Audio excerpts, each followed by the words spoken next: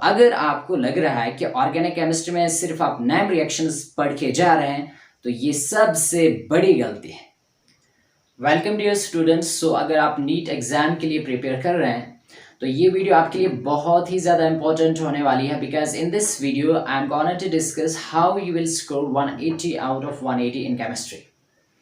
So I'm your chemistry tutor. So let's start first of all with inorganic portion. In inorganic chemistry, you will study the only book, and that is nothing but NCERT textbook. So in inorganic chemistry, you will just study line by line, each and everything, because whatever question is gonna to be asked in inorganic chemistry, that will be directly from your NCERT textbook. तो आप क्या करेंगे, इसको बार बार revise करेंगे. जितने बार आप revise करेंगे तो ये ज़्यादा याद रहेगा. और इनऑर्गेनिक केमिस्ट्री में ट्रेंड्स इंपॉर्टेंट होते हैं. जैसे आप यहाँ पे स्क्रीन पे देख सकते हैं, यहाँ पे हमारे पास डायपोल मोमेंट है, तो आपको वैल्यूज़ याद नहीं रखने हैं. You have to just remember the order. जैसे हमारे पास यहाँ पे वाटर मॉलिक्यूल है, हाइड्रोजन सल्फाइड है, तो इनके वैल्यूज़ याद नहीं रखने, इनका ऑर्डर आपको याद रखना है कि किसका डायपोल मोमेंट ज़्यादा किसका कम है. सिमिलरली हमारे पास अमोनिया मॉलिक्यूल यहाँ पे दिया गया है, हमारे पास यहाँ पे NF3 मॉलिक्यूल है, BF3 है, तो इनमें देखना है आपको किसका डायपोल मोमेंट का ऑर्डर ज़्यादा होगा, किसका कम होगा. तो ये ट्रेंड्स आपको याद रखना है. सिमिलरली आप ये नेक्स्ट टेबल देख सकते हैं, जिसमें आपको यहाँ पे ग्रुप 13 जो है बोरान फैमिली, इसमें आप देख सकते हैं मेल्टिंग पॉइंट की अगर हम बात करेंगे तो यहाँ पे जो मेल्टिंग पॉइंट है आप देख सकते हैं बोरान से गैलियम तक ये डिक्रीज हो रहा है और उसके बाद इंक्रीज हो रहा है. तो आपको वैल्यूज याद नहीं रखने हैं, बस आपको ऑर्डर याद रखना है, राइट. तो सिमिलरली आप देख सकते हैं in case of solid state, ये जो टेबल है, टेबल जितने भी आपके इस इनऑर्गेनिक पोर्शन में है उनको आप अच्छे से स्टडी करेंगे, अच्छे से समझेंगे. इनको ज़्यादा रटना नहीं है, बस आपको समझना है. जैसे इस सॉलिड स्टेट में आप देख सकते हैं यहाँ पे 7 टाइप्स ऑफ क्रिस्टल सिस्टम्स, तो इनके ये जो टाइप्स है, फिर एग्जाम्पल्स, एक्शियल डिस्टेंस जो है, एक्शियल एंगल जो है, ये आप अच्छे से याद रखेंगे. सिमिलरली आप देख सकते हैं 2023 में जो आपके नीट में पूछा गया है from this surface chemistry, that is types of colloids में से जो ये प्यूम्स स्टोन है, किस तरह का कोलाइड है ये, तो यहाँ पे आप देख सकते हैं ये पूछा गया है. तो ऐसे आप इनऑर्गेनिक केमिस्ट्री में जितने भी टेबल्स है, जितने भी ग्राफ है, उनको अच्छे से याद रखेंगे. जो ट्रेंड्स फॉलो हो रहे हैं उनको याद रखेंगे, वैल्यूज को याद रखने की जरूरत नहीं है. और जहाँ पे एक्सेप्शंस है उनको अच्छे से याद करेंगे. Revision is the key in this inorganic chemistry. और बस एक ही बुक आपको फॉलो करनी है, that is the NCERT text book. Next जो है that is the organic chemistry.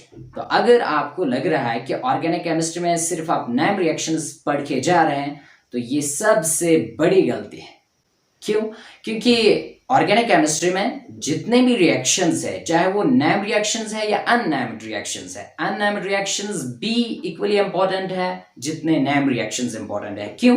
क्योंकि अब जो क्वेश्चन पैटर्न है, अब जो क्वेश्चन आपको पूछा जा रहा है, उसमें आप देख सकते हैं for example let's say A से B बन रहा है, B से C बन रहा है, C से D बन रहा है. इसमें कुछ रिएक्शंस नेम रिएक्शंस होंगे, पर कुछ स्टेप्स ऐसे होंगे जो नेम रिएक्शंस है नहीं. तो अगर आपको वो नहीं आ रहे हैं तो आप क्वेश्चन को सॉल्व नहीं कर पाएंगे. सो दैट इज वाई जितने भी रिएक्शंस है ऑर्गेनिक केमिस्ट्री में अच्छे से समझेंगे. रिएक्टेंट, प्रोडक्ट, मैकेनिज्म, कौन सी रिएक्शन कंडीशन है, कहीं पे टेम्परेचर है, कहीं पे कैटालिस्ट कोई यूज हो रहा है, राइट, कहीं पे कोई कंडीशन है, कौन सी रिएक्शन कब होगी कब नहीं होगी, राइट, कब ये मेजर प्रोडक्ट बनेगा और कब ये माइनर प्रोडक्ट बनेगा, राइट. ये पूरा मैकेनिज्म आपको एक्चुअली समझना है. कंसेप्ट बेस पे आपके ज़्यादा क्वेश्चंस पूछे जाते हैं नीट एग्जाम में. तो आई होप कि ऑर्गेनिक केमिस्ट्री में आप NCERT अच्छे से पढ़ेंगे और फिर प्रीवियस ईयर क्वेश्चंस को सॉल्व करेंगे. जो भी आपका मॉड्यूल होगा उसको सॉल्व करेंगे, जो आपके पास अवेलेबल होगा, क्लास नोट्स होंगे, और जो टेक्स्ट पे क्वेश्चंस दिए गए हैं उनको अच्छे से सॉल्व करेंगे और हर एक रिएक्शन जो है उसको समझेंगे और फिर आप अप्लाई करेंगे प्रीवियस ईयर क्वेश्चन पेपर्स पे. तब आप इसमें आगे जा सकते हैं and you can score good marks.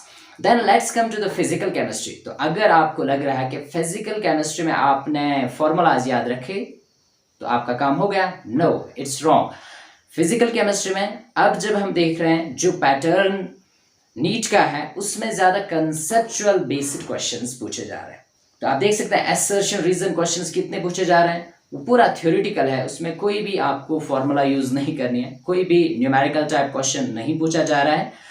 उसमें आपके कंसेप्ट्स को चेक किया जा रहा है। जो भी ये स्टेटमेंट बेस्ड क्वेश्चंस है, मैच टाइप क्वेश्चंस है, राइट, असर्शन रीजन क्वेश्चंस है, इनमें आपको अच्छे से कंसेप्ट जो है वो समझ में आना चाहिए। तो आप फिजिकल केमिस्ट्री को अच्छे से पढ़ेंगे, जो भी आपके क्लास के नोट्स होंगे, मॉड्यूल्स होंगे, डीपीपी होंगे, और similarly then you will just solve the previous year questions. Previous year questions और टेक्स्ट के जो एक्सरसाइजेस है वो आप फिजिकल केमिस्ट्री में अच्छे से करके जाएंगे।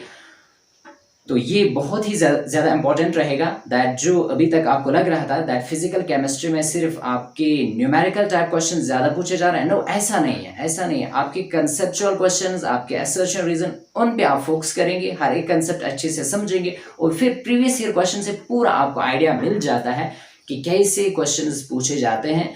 तो वो आप देखेंगे अच्छे से।